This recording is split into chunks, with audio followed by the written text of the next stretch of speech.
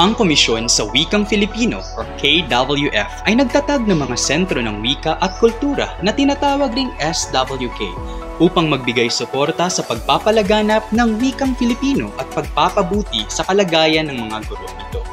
Ang mga SWK ay naglalaan ng iba't ibang aktibidad at programa na naglalayong mapalakas ang mga aspeto ng kultura sa mga mag-aaral, kabilang ang mga workshop, palabas at mga kompetisyon. Bukod dito, ito rin ang nagsisilbing instrumento ng KWF sa pagpapalaganap ng mga proyekto at kampanya para sa wikang Filipino at sa pangangalaga sa mga guro nito. Isa ang Western Mindanao State University or WMSU sa iilang sentro ng wika at kultura sa buong Pilipinas. Ang WMSU ay isang pampamahalaang pamantasan na matatagpuan sa lungsod ng Zamboanga. Itinatag ito noong 1904 na may layuning magsilbing kasangkapan para sa pagsulong ng sosyo-ekonomikong pag-unlad ng iba't ibang kultural na pamayanan sa lugar. Ang WMSU ay naglalayong demokratisahin ang edukasyon sa kanilang komunidad at tiyakin ang lahat ay may akses sa dekalidad na edukasyon. Ito ay nag-aalok ng mga kurso mula sa agham at teknolohiya hanggang sa sining at humanidades na layuning mag-produce ng mga mag-aaral na magiging world-class professionals sa kanilang larangan. Ang WMSU, Sentro ng Wika at Kultura, ay ginawaran ng selyo ng kahusayan sa wika at kultura ng Komisyon ng Wikang Filipino noong 2021. Ang gawad ay pinagkaloob sa mga sentro ng wika at kultura na nagpamalas ng husay at galing sa pagsasagawa ng mga proyekto ng KWF at suporta sa mga adhikain at layuning pangwika at pangkultura. Ito ang pangalawang pagkakataon na pinagkalooban ang SWK ng WMSU ng nasabing gawad.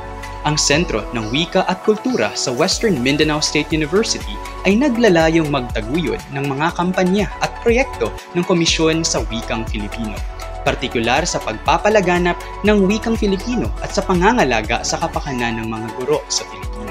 Ito ay nagbibigay ng mga aktibidad at programa na nagpapabuti sa mga katangiang pangkultura ng mga estudyante tulad ng mga workshop, webinars, shows at kompetisyon. Ang SWK ay isang mahalagang bahagi ng mga gawain ng KWF sa pagpapaunlad ng wika at kultura ng Pilipinas. Nagbibigay ng mga oportunidad para sa mga estudyante at komunidad na ma-enhance ang kanilang mga katangian sa kultura at wika at nagtataguyod ng wikang Pilipino.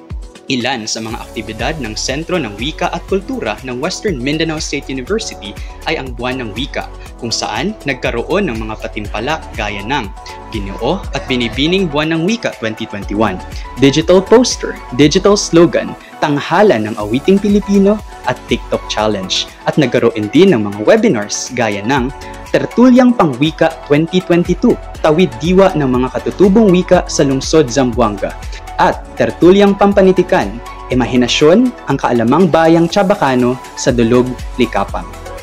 Sa pamamagitan ng mga SWK, binibigyan din ng pagkakataon ang mga mag-aaral na mapalawak ang kanilang mga kakayahan at galing sa pamamagitan ng iba't ibang aktibidad tulad ng workshop, palabas at mga kompetisyon. Ito rin ang nagiging daan upang maisagawa ng KWF ang iba't ibang proyekto at kampanya sa pamamagitan ng mga gawaing tulad ng mga komprehensya, seminar at paligsahan. Ang mga SWK ay isang mahalagang bahagi ng layunin ng KWF sa pagpapaunlad ng wika at kultura ng Pilipinas. Sa pamamagitan nito, binibigyan ng pagkakataon ang mga mag-aaral at komunidad na palakasin ang kanilang mga kasanayan at karanasan sa larangan ng kultura at wika, pati na rin sa pagtataguyod ng wikang Pilipino.